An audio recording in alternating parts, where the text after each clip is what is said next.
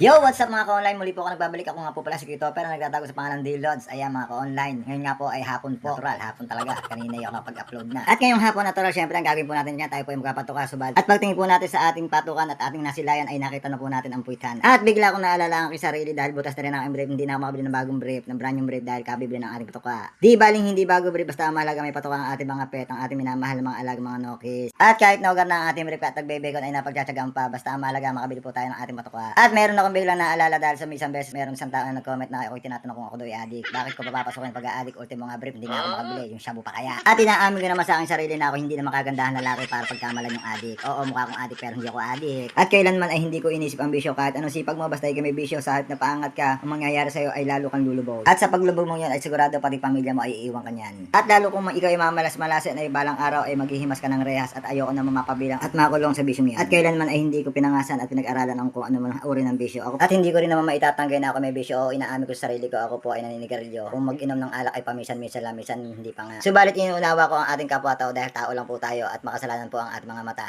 At balik po tayo sa ating usapang manok, nakarating na po tayo sa ating manok at pinababa ko na nga po yung aking pangalawa para kunin yung lalagyan ng ating limba na paglalagyan ng ating mga bagong patuka. At kung inyong mapapansin medyo bumaba na po yung baha, hindi na po siya kataasan at yung unti na pong natutuyo at naiigay yung tubig at ito na nga. At kung mapapansin nyo po, dalawa po yung aking lagayan dyan, magkaiba po yan. Balding ito po ay para sa hen, yan po ay Integra baka naman. At sa puting balde naman po, yan naman po ay GMP. At hinaluan ko na rin po ng concentrate ordinary. Concentrate, baka naman. At ako po ay nagpapapansin sa inyo, Battle Cock, lagi kang lamang. Shoutout po sa inyo. At ngayon ko lubos na isip na mali pala aking diskarte dito. Bakit sinali ko na agad? Dapat pala inilagay ko muna sa sabatya. Nakalimutan ko na. Sobrang excited kasi na parami yung ating bili ng patuka at kahit paano pansamantala po tayong hindi mamumroblema. At yun nga, going forward po tayo at sa isang araw po ay mayroon po tayong pipick uping manok na ibinibigay sa atin ng ating followers. So update ko kayo sa aking video. Hanggang dito na lang po ang aking video. Ako nga po pala si Daddy Lods. Malapit nang yumaman. Pera na lang ang kulang. Peace out!